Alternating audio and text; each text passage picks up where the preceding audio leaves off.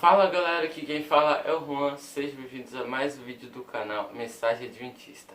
A mensagem que deve ser pregada no ontem, no hoje e no amanhã.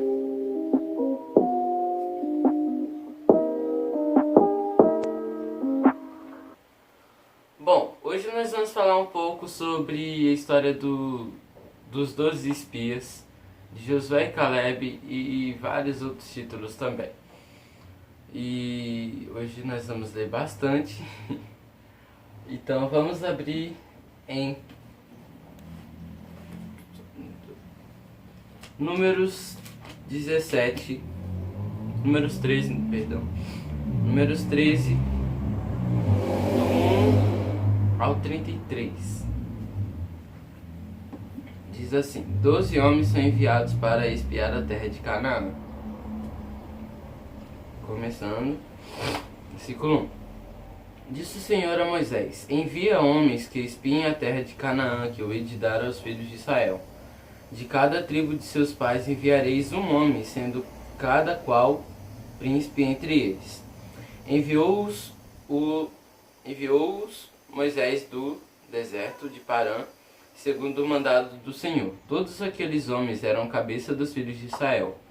São estes os seus nomes: da tribo de Ruben, Samuá, filho de Zacur; da tribo de Simeão, Safate, filho de Ori; da tribo de Judá, Caleb, filho de Jefoné; da tribo de Issacar, Gigeal, filho de José; da tribo de Efraim, Osés, filho de Num; da tribo de Benjamim, Paute, filho de Rafu; da tribo de Zebulon, Gadiel, filho de Sode; da tribo de José, pela tribo de Manassés, Gade, filho de Susi; da tribo de Dan, Amiel, filho de Gemali; da tribo de Aser, Setur, filho de Micael; da tribo de Naphtali, Nabi, filho do Vófice; da tribo de Gade, Jeuel, filho de Maqui.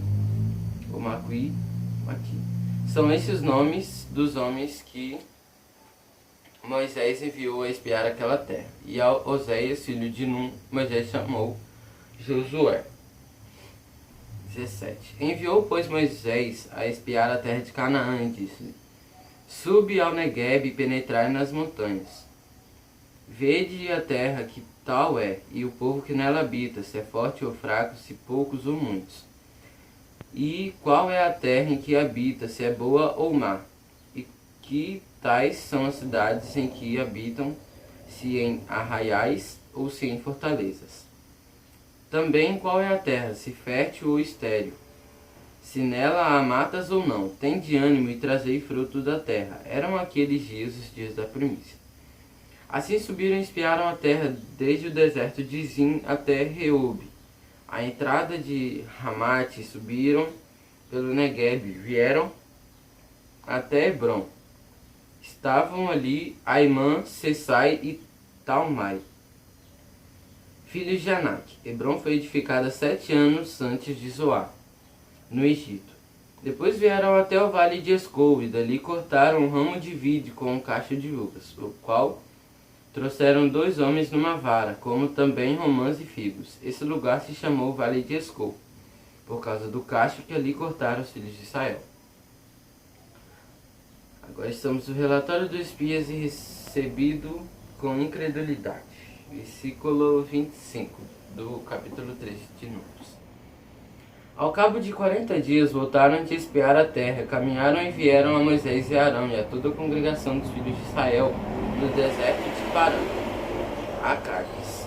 Deram-lhes contas a eles que a toda a congregação e mostraram-lhes o fruto da terra. Relataram a Moisés e disseram: fomos à terra que nos enviaste, e verdadeiramente mana leite e mel. Este é o fruto dela. O povo, porém, que habita nessa terra é poderoso, as cidades muito grandes e fortificadas. Também vimos ali os filhos de Anak. Os amalequitas habitam na terra do Neguebe, os heteus, jebuseus e os amorreus que habitam na montanha. Os cananeus habitam ao pé do mar e pela ribeira do Jordão. Então Caleb fez calar o povo perante Moisés e disse: eia, subamos e possuamos a terra, porque certamente prevaleceremos contra ela. Porém os homens que com ele tinham subido, tinham subido, disseram: não poderemos subir contra aquele povo, porque é mais forte do que nós. E diante dos filhos de Israel infamaram a terra que haviam espiado, dizendo: a terra pelo meio da qual passamos a espiar é a terra que devora os seus moradores. E todo o povo que vimos nela não são homens de... Todo o povo que vimos nela são homens de grande estatura, são altos. Também vimos ali gigantes. Os filhos de Anak são descendentes de gigantes. E éramos aos nossos próprios olhos como os gafanhotos, e assim também o éramos aos seus olhos. Levantou-se, pois, dali toda a congregação e gritou em voz alta, e o povo chorou aquela noite. Todos os filhos de Israel murmuraram contra Moisés e contra Arão, e toda a congregação lhes disse: Tomara tivéssemos morrido na terra do Egito, ou mesmo nesse deserto. E por que nos traz o Senhor essa terra para cairmos a espada e para que nossas mulheres e nossas crianças sejam presas? Não nos seria melhor voltarmos para o Egito? E diziam uns aos outros: levantemos um capitão e voltemos para o Egito. Então Moisés e Arão caíram sobre o seu rosto. Perante a congregação dos filhos de Israel. E José, filho de Num, e Calebe, filho de Jefoné, dentre os que os espiaram a terra, rasgaram as suas vestes. E falaram a toda a congregação dos filhos de Israel, dizendo: a terra pelo meio da qual passamos a espiar é terra muitíssimo boa. Se o Senhor se agradar de nós, então nos fará entrar nessa terra, e nos dará a terra que emana leite e mel. Então somente não sejais rebeldes contra o Senhor. Não temais o povo dessa terra, porquanto como pão os podemos devorar. Retirou-se deles o seu amparo, o Senhor é conosco, não os tem mais. Apesar disso, toda a congregação disse que os apedrejassem. Porém a glória do Senhor apareceu na tenda da congregação a todos os filhos de Israel. E aí vai até, na verdade não foi até o 33 não, foi até o capítulo 14 do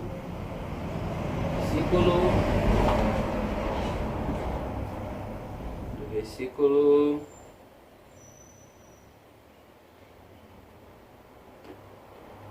10.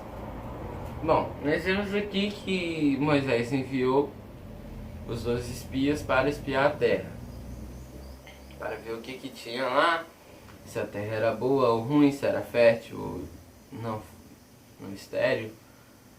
E Josué e Calebe foram os únicos corajosos que foram lá.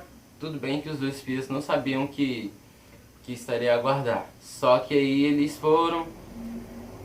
ficaram lá 40 dias, como fala aqui.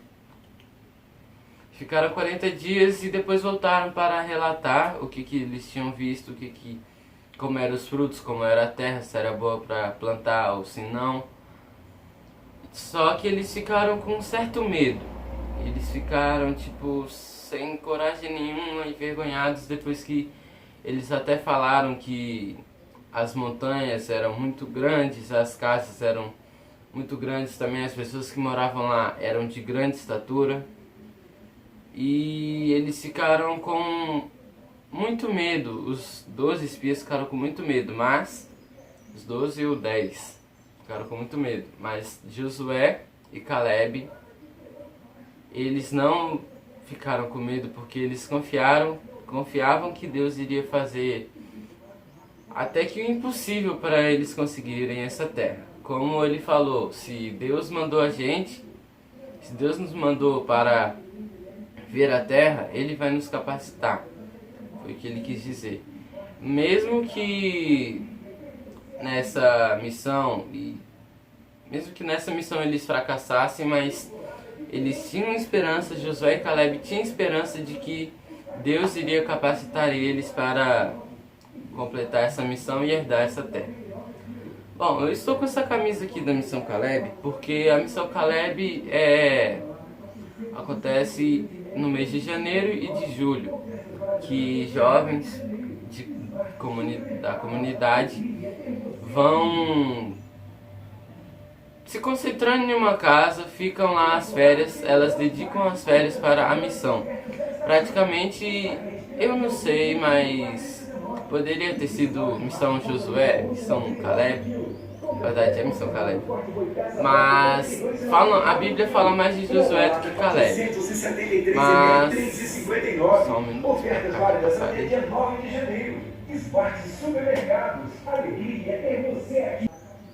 Nós dedicamos as férias para fazer a missão, para nós levarmos o amor de Jesus a outra terra, assim como os dois espias espiaram a terra para... Caleb também espiou a terra para ver como estava.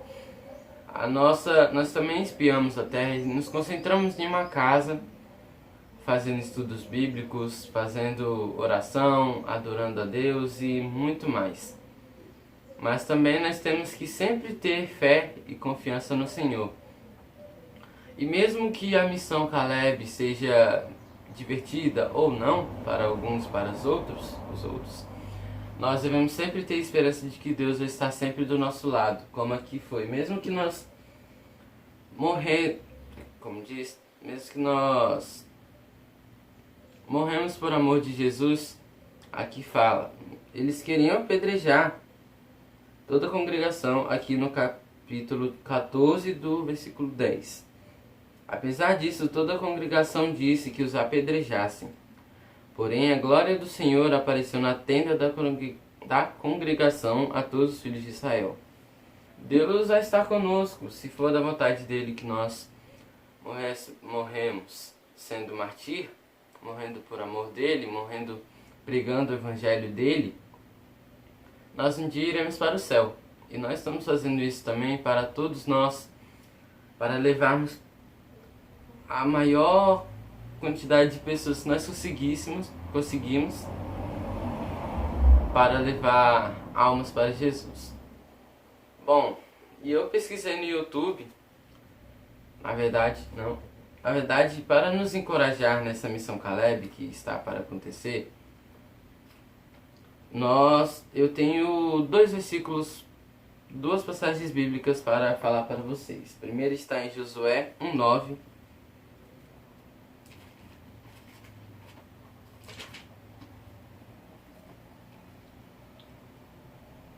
Que diz assim como capítulo: Deus fala a Josué e anima.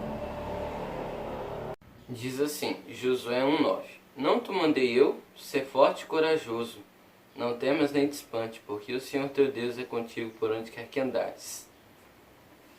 E aqui já diz, né, que não é para nós, mesmo que na missão Caleb nós estejamos, ou em qualquer missão, nós estejamos fazendo bem e ficarmos com o pé atrás ou com medo, como ficou os 10 espias, nós devemos sempre ter esse versículo em mente e no coração. Ser forte e corajoso, não temas nem te espantes, porque o Senhor teu Deus é contigo por onde quer que andares.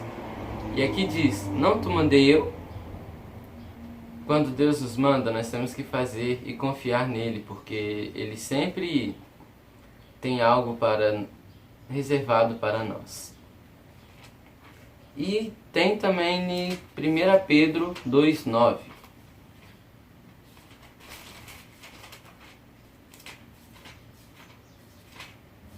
1 Pedro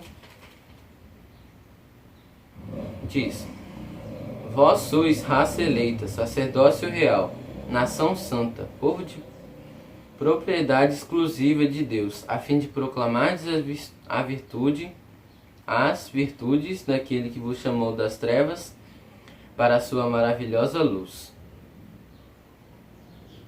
Vós, sim, que antes não éreis povo, mas agora sois povo de Deus, que não tinhais alcançado misericórdia, mas agora alcançastes misericórdia. Aqui diz, vós sois raça eleita, sacerdócio real, nação santa, povo de propriedade exclusiva de Deus, a fim de proclamar as virtudes daquele que vos chamou das trevas para a maravilhosa luz.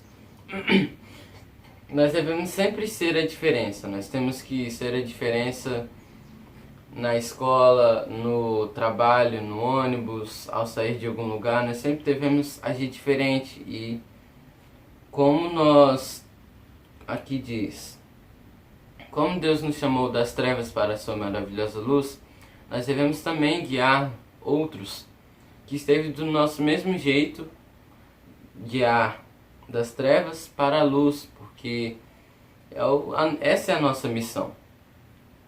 Isso é o que nós devemos fazer, e também devemos ter sempre isso no coração, que nós somos raça eleita, sacerdócio real e nação santa e povo de propriedade exclusiva de Deus. E assim nós devemos, a fim de proclamardes as virtudes daquele que vos chamou das trevas para a sua maravilhosa luz. Essa é a nossa missão.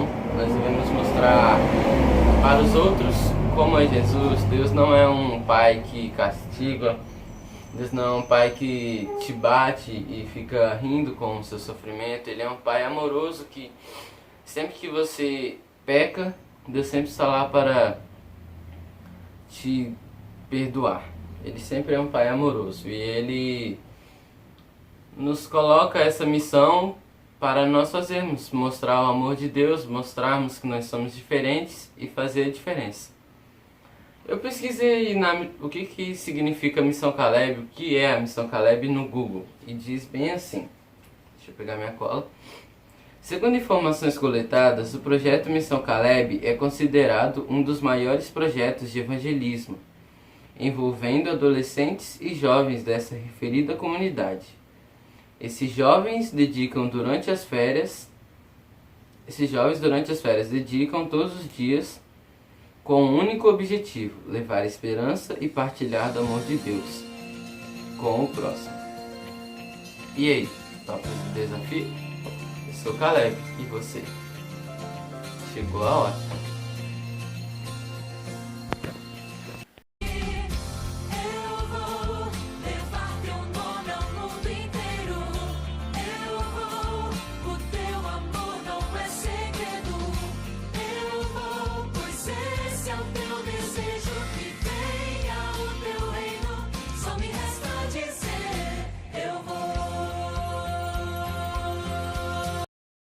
Eu já ia esquecendo, mas deixa o like, se inscreve-se aí no canal, ative os sininhos e talvez vai ter um vlog da minha Missão Caleb. Valeu!